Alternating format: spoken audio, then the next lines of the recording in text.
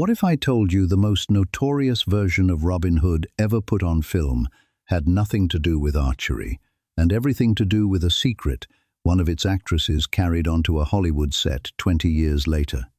In 1969, a small crew shot the strangest Robin Hood retelling in cinema history, and buried inside it is a mainstream connection almost nobody has ever pieced together. Stay with me, because by the end of this video, you'll know it too. When I started digging through the forgotten corners of 1960s European co-productions, one title kept surfacing: The Erotic Adventures of Robin Hood. On paper, it looks like a cheap novelty, but the deeper I looked, the stranger the story got.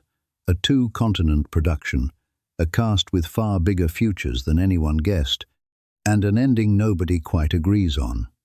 So here's the real question. How did a shoestring parody of Sherwood Forest become one of cinema history's most oddly persistent cult footnotes? To understand it, picture the late 60s censorship laws cracking open on both sides of the Atlantic at almost the same moment. In Switzerland and West Germany, independent producers were racing to fill a growing appetite for what trade papers politely called continental cinema. In America, the old studio gates were falling, and low-budget features built for drive-in speakers and grainy prints were becoming an industry of their own. Public domain legends, Robin Hood, Zorro, Pinocchio were easy, recognizable bait for producers hunting novelty.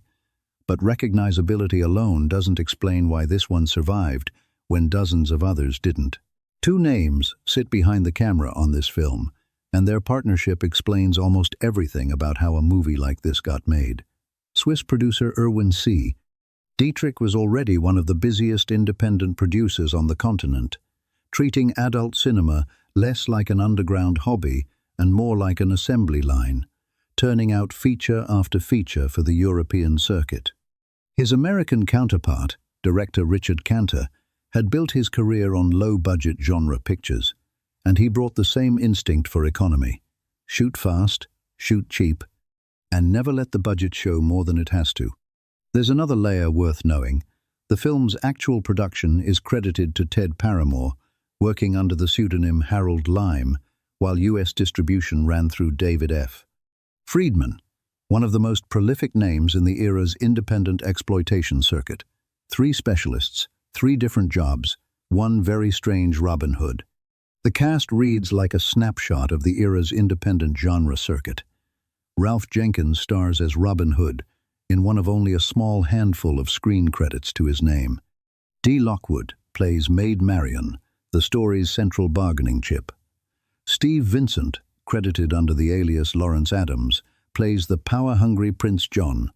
And veteran actress Lynn Cartwright takes on Lady Sallyforth, the film's most memorable villain, a role that would end up carrying far more historical weight than anyone on that set in 1969 could have guessed. We'll come back to her. Rounding out the cast, Scott Sizemore appears as a young Robin in the film's opening scenes, and C.S. Poole plays the Sheriff of Nottingham. A full cast built entirely from the independent circuit, not a single mainstream studio name among them. The story opens with Sherwood Forest functioning almost like a hideaway utopia, Robin and his men living outside the law, technically outlaws, but beloved by the common people they protect. That peace breaks when Prince John, ruling in his brother King Richard's absence, decides Robin Hood has become a threat to his growing power. John enlists Lady Sallyforth, whose scheming proves even more dangerous than the prince's own ambition, and together they set a trap, capture Maid Marian, and use her as leverage to draw Robin out of hiding. What follows is a chain of captures, escapes, and betrayals, loosely structured around the familiar Robin Hood mythology, building toward a climax where the expected showdown between hero and tyrant takes a very different shape than audiences raised on the traditional legend would expect. Rather than a sword fight, the story resolves through a far more grounded, almost anticlimactic confrontation, a choice that has divided viewers and historians for over 50 years. Now, a question worth addressing directly. What did this film cost, and what did it make? Unlike major studio productions, films distributed through the era's independent adult circuit rarely left behind public financial records, and this one is no exception. There is no verified budget figure and no documented box office total in any historical archive or trade publication available today. What we do know is the context. Films like this were typically financed on shoestring budgets and distributed through flat regional licensing deals, arrangements like the one David F. Friedman ran, where distributors paid a fixed fee rather than reporting theatrical grosses the way major studios did. So, rather than invent a number, the honest answer is this. The film's true financial performance is one of the many details lost to an industry that, by design, kept few records. Quick question before we go further. If you grew up catching strange, half-remembered films like this one on a Sunday afternoon TV rerun or a worn-out rental tape, tell me the title in the comments.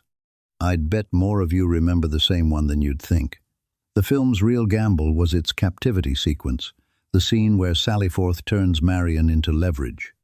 Cantor reportedly staged it to outdo the more elaborate genre productions of the era, and it worked, becoming the single scene people still talk about. But that same ambition may have cost the ending its punch.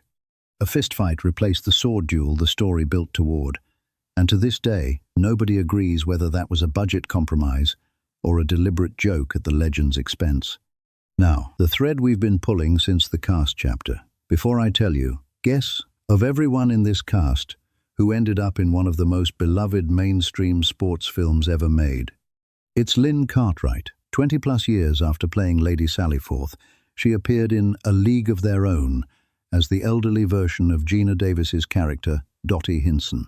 An actress remembered by millions for a warm, nostalgic baseball drama had, decades earlier, taken her only unclothed screen role in this Robin Hood parody, a film most of those viewers never knew existed.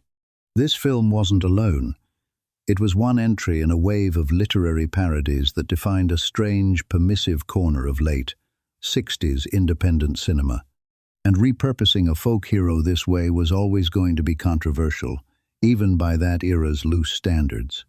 Critics saw it as a culture pushing too far. Distributors saw it as easy marketing.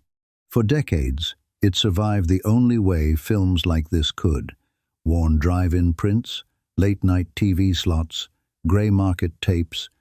Before small label reissues brought it back to collectors and historians reassessing the era with fresh eyes, its legacy was never measured in box office. It's measured in exactly the conversation we're having right now, and that's worth sitting with. This wasn't a studio with the resources to control how history remembered it. It was a small international crew, betting a familiar name from English folklore could carry an experiment nobody was sure would work. The official record of cinema gets written by the biggest budgets. But the real texture of an era, its risks, its detours, its performers who quietly went on to bigger things, survives in films exactly like this one. Next time someone dismisses a movie as a forgettable novelty, remember Lady Sallyforth, standing on a Hollywood set decades later, carrying this strange little production with her the whole time. If forgotten corners of cinema history like this one are why you're here, our deep dive into super vixens is live on the channel right now, tracing Uski Digard and Colleen Brennan through another wildly ambitious low-budget production history almost let slip away. Tell me in the comments which forgotten title we should uncover next, and subscribe so it finds you.